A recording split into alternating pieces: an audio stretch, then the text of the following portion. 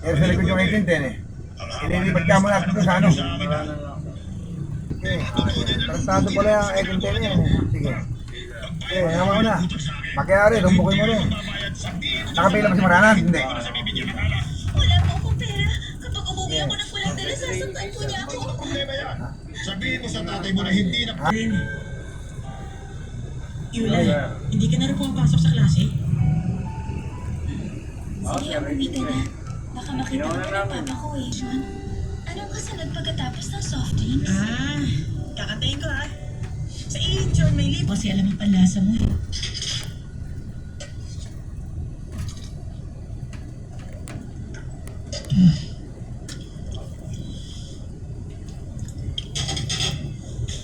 Sabi ni Takbo, the best ang noodle dito. Tama nga siya. Pumunta kami dito nang walang abiso sa'yo. Kung hindi ka komportable, pwede na kami umalis. Nahihiya lang ako. Huwag kayong umalis.